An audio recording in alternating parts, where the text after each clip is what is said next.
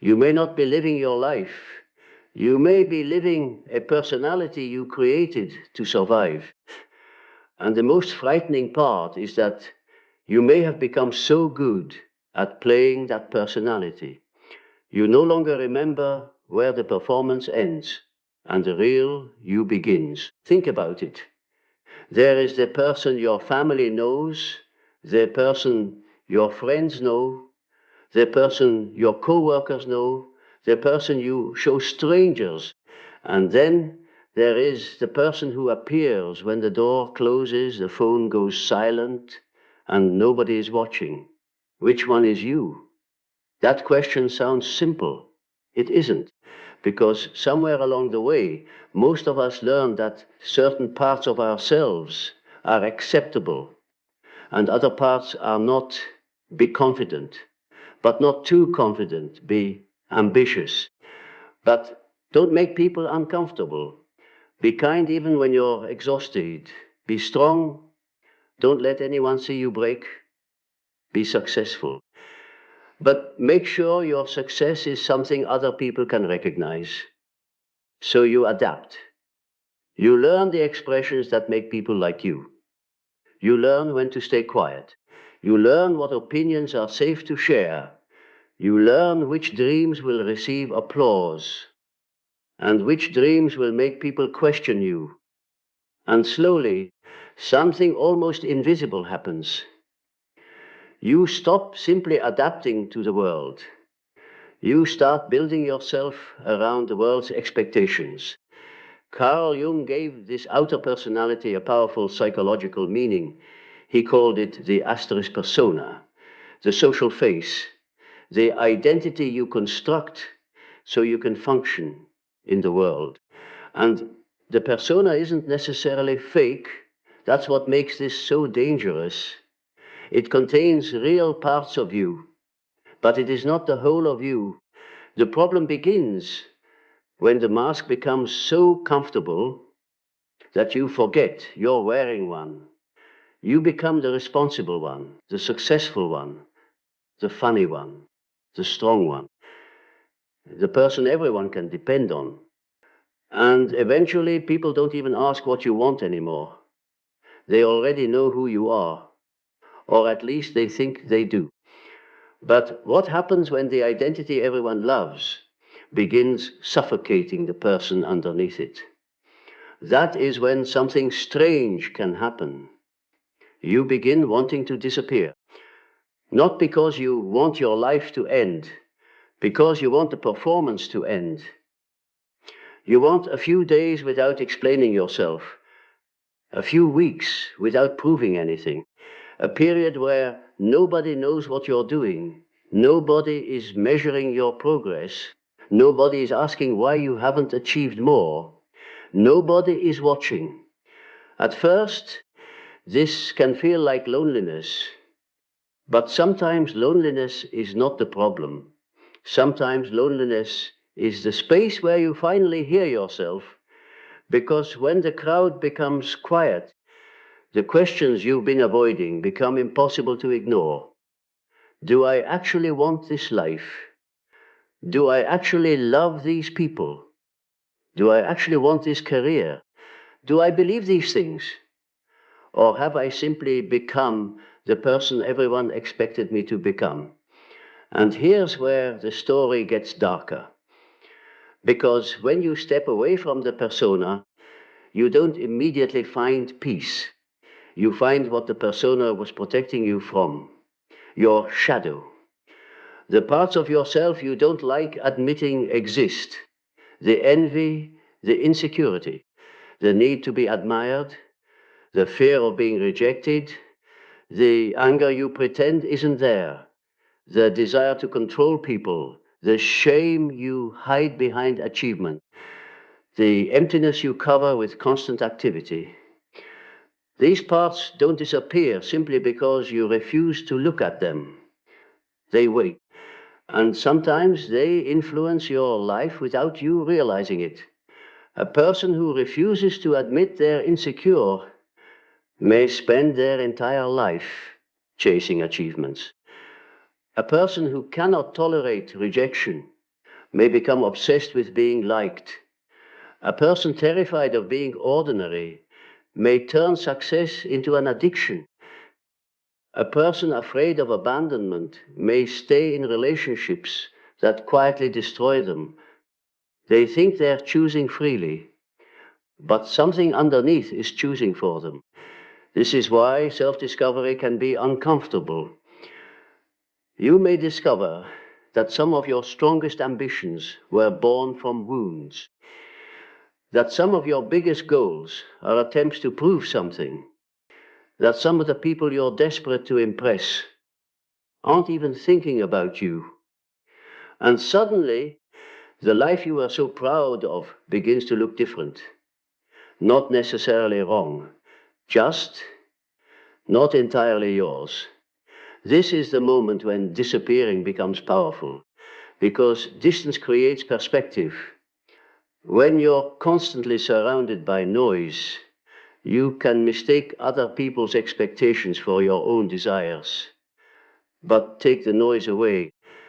Take away the notifications, the opinions, the comparisons, the endless conversations, the pressure to explain your next move, and sit alone long enough. And something begins to surface, your own thoughts.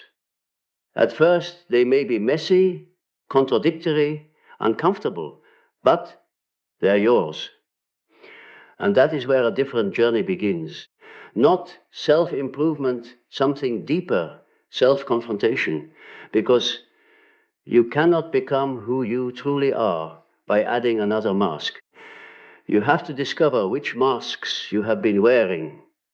You have to ask why you needed them. What were they protecting? Who were you trying to impress? What were you afraid would happen if you stopped performing? And perhaps the most important question of all, who would you be if you knew nobody would ever applaud you? Sit with that question, because the answer may reveal more about your real identity than years of trying to improve yourself. And this is where Jung's idea of asterisk individuation becomes crucial. The goal isn't to become perfect. It isn't to become universally loved. It isn't to become the most successful person in the room. It is the gradual process of becoming more completely yourself. And that requires something most people desperately avoid. You have to meet the parts of yourself you've spent your entire life hiding. You have to stop running from your shadow. You have to stop confusing approval with identity. You have to stop allowing the crowd to decide who you are. And sometimes the first step isn't moving forward. It is stepping away quietly, without an announcement, without explaining, without asking anyone for permission. Because there is a version of you that cannot emerge while you are constantly performing the version everyone else already knows. And once you understand why, you will understand why some of the loneliest periods of your life may actually be the beginning of your deepest transformation. But there is something almost nobody warns you about. When you finally become quiet enough to hear your real self, you may discover that the voice underneath the noise doesn't sound anything like the person you thought you were. When the noise finally becomes quiet, something unexpected happens. You don't immediately find yourself. You find the person you've been avoiding. And this is where most people turn back. They thought solitude would feel peaceful. Instead, it feels like standing in a dark room with nowhere left to hide. No notifications, no conversations, no audience, no role to perform. Just you. And everything you have been too busy to notice. This is where Carl Jung's idea of the asterisk shadow becomes impossible to ignore. The shadow is not simply the bad part of you. It is everything within you that your conscious identity refuses to accept. The anger you learned was unacceptable, the vulnerability you were taught to hide, the ambition you felt guilty for having, the jealousy you pretend doesn't exist, the fear underneath your confidence, the need for approval underneath your independence. You don't choose these paths consciously. They form through experience. Perhaps you learned early that crying made you look weak, so you became tough. Perhaps you learned that failure made people lose respect for you, so you became obsessed with achievement. Perhaps you discovered that being agreeable kept people close, so you stopped saying no, and eventually the strategy becomes an identity. You don't say, I'm afraid people will reject me. You say, I'm just a nice person. You don't say, I need people to admire me. You say, I just have high standards. You don't say, I'm terrified of failing. You say, I'm waiting for the right time. The mind is remarkably good at protecting the image it has created. But the shadow doesn't disappear. It simply finds another way to speak, sometimes through anger, sometimes through anxiety, sometimes through exhaustion, sometimes through relationships you repeatedly sabotage, and sometimes through a strange feeling that your life looks right, but feels wrong. Think about a person who spends years being the strong one. Everyone depends on them. They solve problems. They never complain. They always say, I've got it.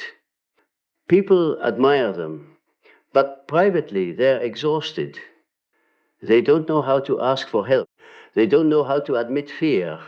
They don't even know how to say, I can't do this today. Their strength became a prison, not because strength is bad, but because they were no longer allowed to be anything else. This is what happens when a persona becomes too rigid. It begins protecting the image instead of serving the person. And eventually, life creates circumstances that the persona cannot control. A breakup, a failure, a financial setback, a rejection, a career collapse, a friendship ending. Suddenly, the identity that held everything together begins cracking, and that moment can feel like destruction. But psychologically, it can become an opening, because when the old identity stops working, you finally get a chance to ask, who am I without it?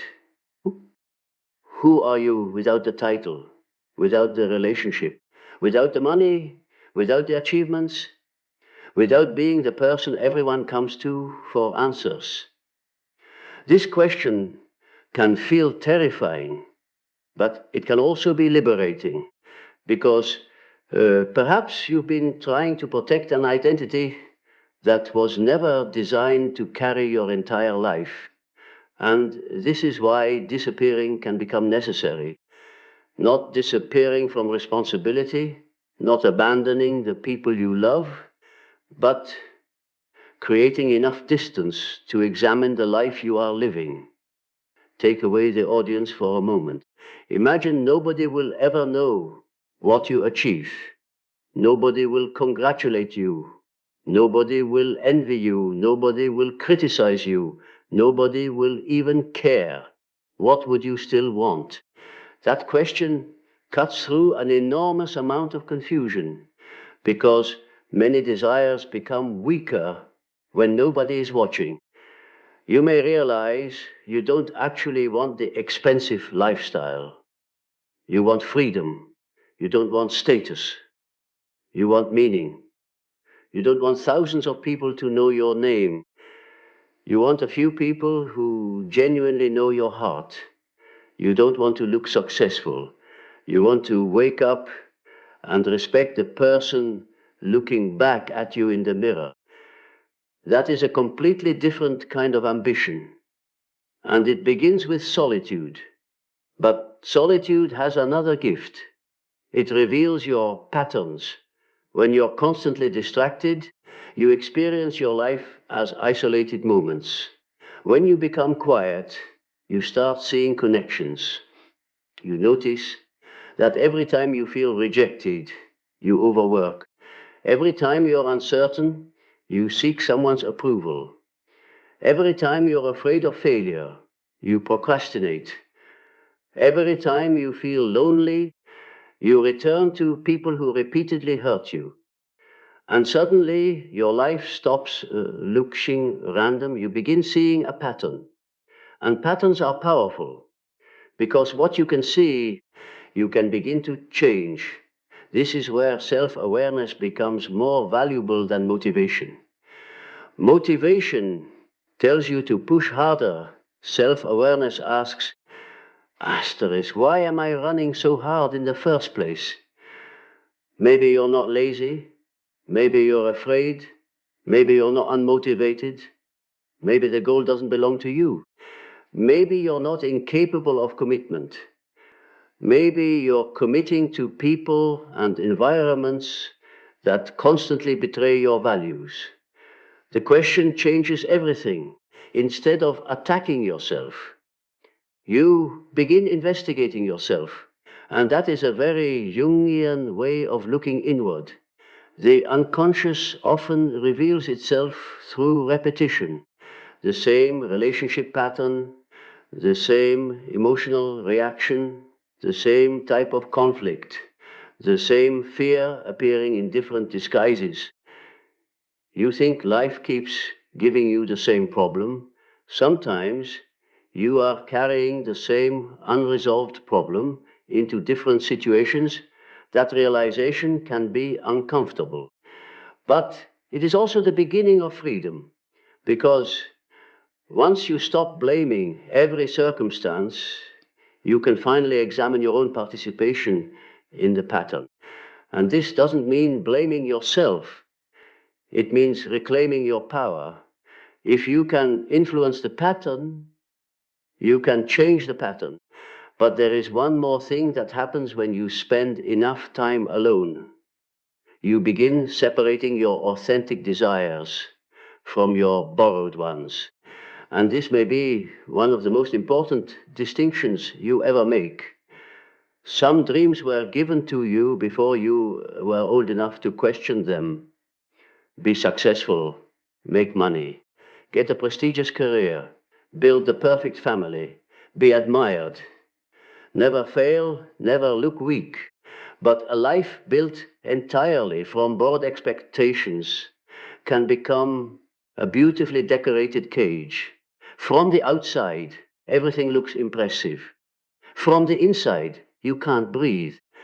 And maybe that's why you're tired. Maybe you don't need another productivity system. Maybe you don't need another motivational speech. Maybe you need to stop long enough to discover which parts of your life actually belong to you. Because becoming yourself often requires subtraction before addition. You remove the noise, you remove the performance, you remove the constant comparison, you remove the need to explain every decision. You remove the relationships that require you to betray yourself. And slowly, there is space. In that space, something begins forming, a quieter identity, a stronger identity, an identity that doesn't need constant approval because it has begun developing an internal center. And when that happens, something remarkable changes. You stop disappearing because you're afraid of the world. You disappear because you finally understand yourself. But now comes the hardest part. You cannot stay hidden forever. At some point, you have to take this new understanding and walk back into the same world that once shaped you.